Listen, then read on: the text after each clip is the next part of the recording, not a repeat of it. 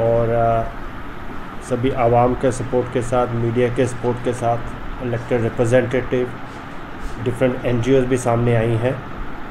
तो सभी का अपना अपना योगदान पूरे तरीके से वो दे रहे हैं और सिचुएशन हमारे ज़िले में इस समय सेटिस्फैक्ट्री पोजीशन है। हम तो यही चाहेंगे इमीडिएटली जितनी जल्दी हो सके ये वाला सारा चीज़ जो त्रासदी है ख़त्म हो जाए और हम वापस अपनी जो रूटीन की लाइफ है, नॉर्मल जो लाइफ है, उस तरफ बढ़ें। हम उस तरफ बढ़ रहे हैं। लॉकडाउन जो रिस्ट्रिक्शंस हैं वो एक्सटेंड की गई हैं, मंडे तक थी, अब अगले मंडे 31 तक रिस्ट्रिक्शन एक्सटेंड की गई हैं। उसमें कई जगह से एक रिक्वेस्ट आई थी कि मॉर्निंग में हमने जो 4 घंटे में एसेंशियल कुछ सर्विसेज का खोला जाता है ताकि लोग अपनी ज़रूरत की चीज़ें करते रहें, उसमें टाइम की एक्सटेंशन मांगी थी लोगों ने। तो उसमें ये किया गया है कि कल से हम उसको 6 से 10 की वजह 7 से 11 कर रहे हैं। उससे क्या रहेगा कि जो टाइम 7 से शुरू हो रहा है उससे थोड़ा सा लोगों को सक्कर मिलेगा, तो लोग अपनी जो ज़रूरत की चीज़ें हैं उसमें आ सकेंगे। उसमें मेरी उन्हीं से अपील यही रहेगी कि अपना कोविड प्रोटोकॉल है उसको लेके चलें। रिलैक्स होने की ज़रूरत ही नहीं है, हमें हर चीज़ को बड़े ही सीरियसनेस के साथ इसको ऑब्ज़र्व करना है ताकि ये जो केसेस हैं ये हमारे ना बढ़े। जो केसेस हो रहे हैं वो इमीडिएटली हमारे ठीक होकर लोग घर जा सकें। इस समय हमारे यहाँ 1100 से ऊपर केस हो गए हैं, जो एक्टिव केसेस हैं 1101 प्रिसाइसली। उनमें से 64 केस ऐसे ही हैं जिनकी ट्रीटमेंट हो रहा है, बाकी सारे एसिम्प्टोमेटिक केसेस हैं। तो एसिम्प्टोमेटिक केसेस इंपॉर्टेंट है क्योंकि वो होम आइसोलेशन में है और होम आइसोलेशन में उनको खुद को अपना ध्यान रखना पड़ता है और हमारी तरफ से भी उनका प्रॉपर लाइजन है कि किसी भी वक्त उनको किसी भी तरह की तकलीफ़ होती है या सिम्टम्स बिगड़ते हैं तो इमीडिएटली इस पोजीशन में हों कि हम उनको हॉस्पिटलाइज करके उनका इलाज कर सकें। तो गवर्नमेंट ने एक इंस्ट्रक्शन पीछे इशू की है, उस पर हमारी पूरी टीम काम कर रही है। उसमें यह है कि हर पंचायत में कम से कम 5 बेडेड कोविड केयर सेंटर हम बनवा रहे हैं।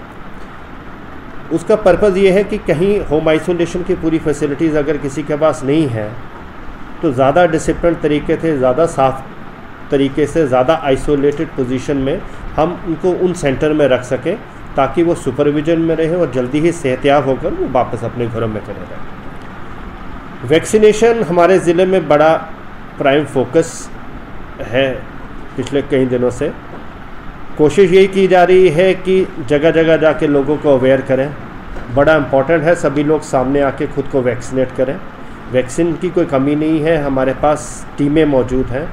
हम अपने हॉस्पिटल या सब सेंटर्स के अंदर या PHC के अंदर भी नहीं महदूद हैं। जहाँ जहाँ जिस गांव से, जिस पंचायत से अगर लोग रिप्रेजेंट करते हैं कि हमारे यहाँ पे आप आइए तो वहाँ भी आने को तैयार हैं।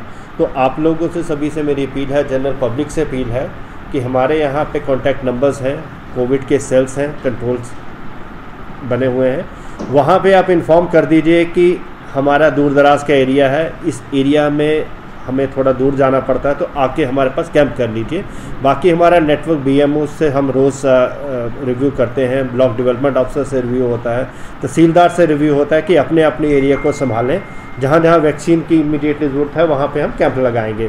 तो मेरी यही उम्मीद रहेगी कि वैक्सीन के लिए लोग फॉरवर्ड आगे आगे आएंगे। इवन रिलीजियस लीडर्स का काफ़ी अच्छा रोल रहा है, उन्होंने काफ़ी मैसेजेस मस्जिद के ज़रिए, जनरल पब्लिक बाइट्स के ज़रिए लोगों को जो मोटिवेट करने को कहा है, उनको रिक्वेस्ट की है कि वो आगे आएँ।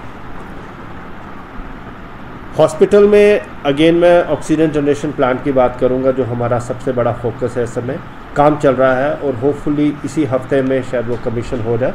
इस समय वहाँ पे ऑक्सीजन जनरेशन प्लांट की एज सच उसकी जो टेस्टिंग हो रही है, एयर ड्रायर है, कंप्रेसर है, इनकी टेस्टिंग हो चुकी है।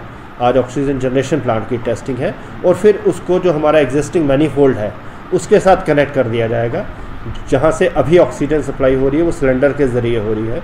तो जैसे ही ये प्लांट सप्लाई होगा हमारे पास 2 मोड हो जाएंगे, एक आपका थ्रू सिलेंडर हो जाएगा और थ्रू हमारा ये हो जाएगा। 1-2 चीज़ें आने वाली हैं, ऑक्सीजन चेंज ओवर पैनल वगैरह है, तो वो MED डिपार्टमेंट देख रहा है। चीफ इंजीनियर साहब के साथ मेरी रोज़ बात होती है, वो रेगुलरली मॉनिटर कर रहे हैं और होपफुली इस हफ्ते में हम शायद डोडा को एक ऑक्सीजन जनरेशन प्लांट 750 लीटर्स पर मिनट का मिल जाएगा।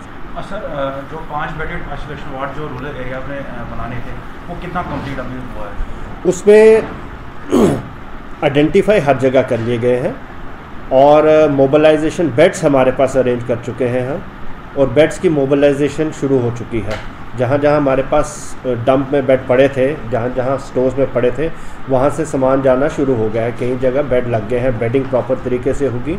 उसके बाद हर कोविड सेंटर के लिए एक मेडिकल ऑफिसर, हर के लिए तो पॉसिबल नहीं है, लेकिन 5-6 पंचायत पे एक हमारा जो मेडिकल ऑफिसर है जो उसको सुपरवाइज़ करेगा। उसके बाद फील्ड स्टाफ हमारे CMO साहब ने लगा दिया है, और उसके अलावा मेडिसिन्स की रिक्वायरमेंट जो लोकली अवेलेबल है वो रिक्वायरमेंट वहाँ पे मीट कर दी जाएगी। कुछ ऑक्सीजन कंसनट्रेटर वगैरह हमने रिक्विजिशन किए हैं मेडिकल सप्लाइज़ के यहाँ पे, वो हर एक सेंटर पे कम से कम एक हम कोशिश करेंगे वहाँ पे रहेगा, ताकि कभी कोई दिक्कत आ जाए ट्रांसपोर्टेशन के टाइम। क्योंकि ये जो कोविड केयर सेंटर है ट्रीटमेंट सेंटर नहीं है, अगेन मैं बोलूँगा, इसमें आइसोलेशन केसेस है। लेकिन आइसोलेशन केसेस में अगर कोई सिम्टम्स आ जाते हैं तो उसको इमीडिएटली कई बार ऑक्सीजन की रिक्वायरमेंट होती है, तो उसके लिए ऑक्सीजन कंसनट्रेटर या जब तक वो नियरेस्ट कोविड केयर सेंटर में ना पहुँचे तब तक के लिए वो फैसिलिटी भी हम वहाँ पे दे रहे हैं। तो 3-4 दिन के अंदर अंदर ये सारे सेंटर्स फंक्शन करना शुरू हो जाएंगे। सर, ब्लैक फंगस में एक वायरस आया है, उसके लिए इंतजामिया कितनी तैयार है? उसके लिए मेडिकल डिपार्टमेंट पर पूरा सेंसिटाइज्ड है। वो पूरे तरीके से सभी BMO, सभी मेडिकल ऑफिसर्स उसको वॉच रख रहे हैं। लोगों के बीच में भी इंफॉर्मेशन हर एक चैनल से आ रही है कि किस तरह के सिम्टम्स हैं, क्या क्या एहतियात बरतनी चाहिए।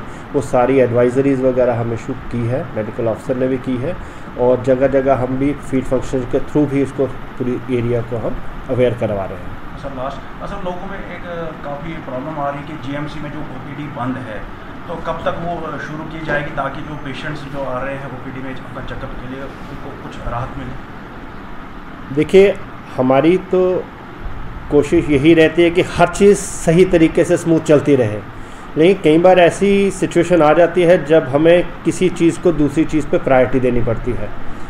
OPD फ़िलहाल सस्पेंडेड इसलिए थी क्योंकि GMC जो है सारे केसेस, जो भी सीरियस केसेस हैं आपके, मॉडरेट और सिम्टोमेटिक केसेस, सीवियर केसेस को हैंडल कर रहा है। इस समय हमारे पास 64 ऐसे सिम्टोमेटिक केसेस हैं। रामबन, किश्तवाड़, डोडा सभी का उस पर फुटफॉल है। तो वहाँ पे ऑक्सीजन किसी तरह की कमी ना होनी चाहिए, बेड की किसी तरह कमी ना होनी चाहिए। सारा डॉक्टर जो मेडिकल स्टाफ है वो उस पर लगा रहे, इसलिए वो सस्पेंड किया गया था। लेकिन इसके साथ साथ यहाँ बड़ा अच्छा एक सिस्टम क्रिएट किया गया है, टेली कंसल्टेशंस। उसके लिए फ़ोन नंबर्स मेडिकल ऑफिसर के सारे सोशल मीडिया में चले गए हैं, और रोज़ शाम को मुझे रिपोर्ट आती है कि कितने लोगों ने उनको कंसल्ट किया। वो डॉक्टर्स अवेलेबल रहते हैं। कहीं से भी कोई ऐसी चीज़ नहीं मिली है जहाँ पे किसी ने फ़ोन किया हो उन्होंने रिस्पॉन्ड नहीं किया हो, तो वो उसका अल्टरनेटिव दिया है। जैसे ही कोई पोजीशन ठीक थोड़ी सी और सुधरती है तो वो वापस रिज्यूम कर दी जाएगी।